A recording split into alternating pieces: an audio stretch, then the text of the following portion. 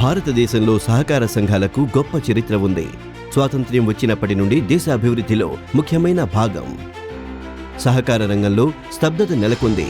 దీన్ని అధిగమించడానికి ప్రస్తుత భారత ప్రభుత్వం దేశంలోని సహకార సంఘాల పనిని విస్తరించాల్సిన అవసరాన్ని వివరించింది.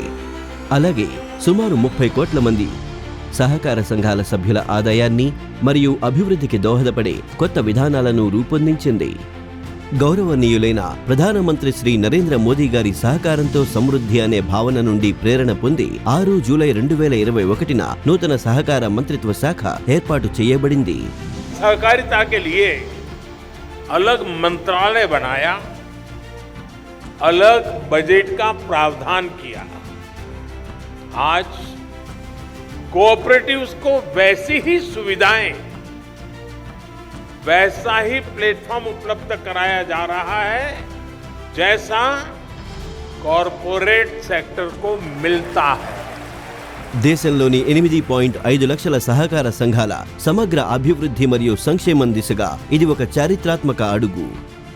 प्रधानमंत्री जी के सीधा मार्गदर्शन मिलने से और एक स्वतंत्र मंत्री सचिव फुल फ्लेज मंत्रालय बनने से सहकारिता के क्षेत्र में ढेर सारे परिवर्तन संभव हुए हैं और आगे पर भी होते रहेंगे.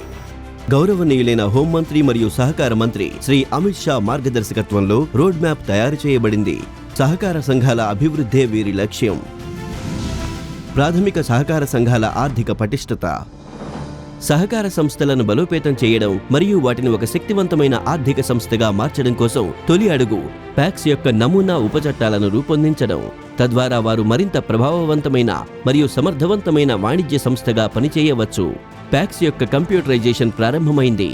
అన్ని పనులు ఆన్లైన్లో జరుగుతున్నాయి. దీనివల్ల పని సామర్థ్యం పెరిగి వ్యాపారం మరింత మెరుగ్గా ఉంటుంది. నూతన కార్యకలాపాలలో సహకార సంఘాల పరిధిని మెరుగుపరచడంలో ఇది సహాయపడుతుంది.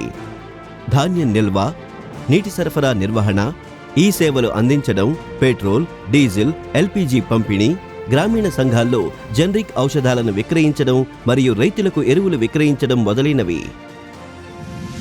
సహకార సంఘాలకు ఆదాయ పన్ను మినహాయింపు. కార్పొరేట్లతో పోల్చితే సహకార సంఘాలకు పన్ను నిబంధనలు భిన్నంగా ఉండేవి. ఆర్థిక శాఖతో పాటు సహకార మంత్రిత్వ శాఖ ఈ దిశగా చర్యలు చేపట్టి అసమానతలను తొలగించి కంపెనీలతో సమానంగా సహకార సంఘాలను తయారు చేసింది. సహకార సంఘాలను పటిష్టం చేసేందుకు వాటిపై విధించబడే పన్ను రేట్లు కూడా తగ్గించారు. సహకార బ్యాంకులు ఎదుర్కొంటున్న ఇబ్బందులను పరిష్కరించడం. సహకార బ్యాంకుల సవాళ్లు మరియు సమస్యలను అధిగమించడానికి మంత్రిత్వ శాఖ అనేక అవసరమైన చర్యలు తీసుకుంది. తద్వారా సహకార బ్యాంకులను ఇతర వాణిజ్య బ్యాంకులతో సమానంగా చేయవచ్చు. అలాగే బలమైన సహకార బ్యాంకింగ్ వ్యవస్థను సృష్టించవచ్చు. సహకార చక్కెర కర్మాగారాల పునరుద్ధరణ. చక్కెరను అత్యధికంగా ఎగుమతి చేసే దేశాల్లో భారతదేశం ఒకటి. ఆదాయ పన్ను విధానాలు మరియు వనరుల నిర్వహణ సరిగా లేని కారణంగా గత కొన్ని దశాబ్దాలుగా చక్కెర మిల్లులు నష్టాల్లో ఉన్నాయి. సహకార చక్కెర కర్మాగారాలకు కొత్త జీవితాన్ని మరియు బలాన్ని అందించడానికి ప్రభుత్వం దశాబ్దాల నాటి ఆదాయ పన్ను సంబంధిత సమస్యలను పరిష్కరించింది. దీని కారణంగా చక్కెర మిల్లులు 10,000 కోట్ల రూపాయలకు పైగా ప్రత్యక్ష ఉపశమనం పొందాయి.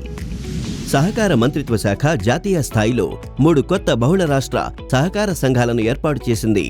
నాణ్యమైన విత్తనాల పంపిణీ, సేంద్రియ ఉత్పాదనలు మరియు రైతులకు ఎగుమతులు పెంచే లక్ష్యంతో వీటిని ఏర్పాటు చేస్తున్నారు. సహకార రంగంలో విద్య మరియు శిక్షణ. నైపుణ్యాభివృద్ధి, సహకార విద్య, పరిశోధన, కన్సల్టెన్సీ మరియు శిక్షణకు సంబంధించిన అనేక ముఖ్యాంశాలలో సహకార మంత్రిత్వ శాఖ తగిన చర్యలు తీసుకుంది. దీనివల్ల విస్తరిస్తున్న సహకార రంగం యొక్క సమర్థవంతమైన నిర్వహణకు దోహదపడే శిక్షణ పొందిన కొత్త తరం సిబ్బందిని తయారు చేస్తుంది. నూతన జాతీయ సహకార విధానం మరియు నూతన జాతీయ సహకార డేటాబేస్.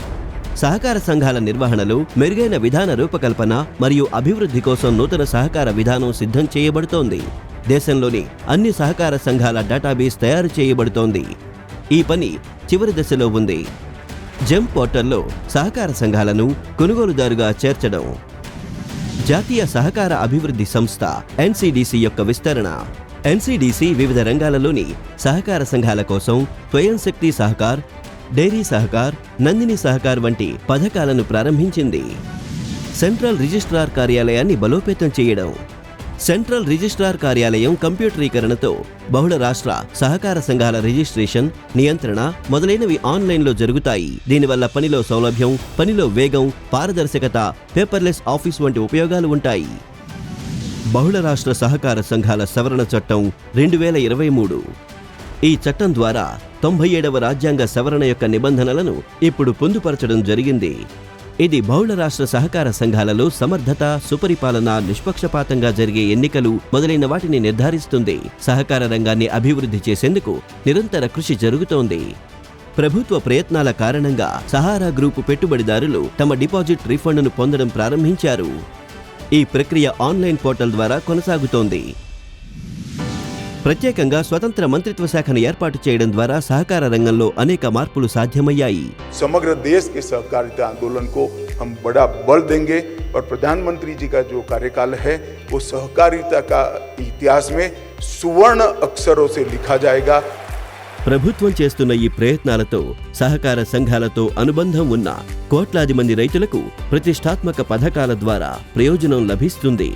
సహకార రంగానికి సంబంధించిన పథకాల ద్వారా మన దేశంలోని రైతులు ఆర్థికంగా అభివృద్ధి చెందాలన్నదే సహకార మంత్రిత్వ శాఖ యొక్క లక్ష్యం.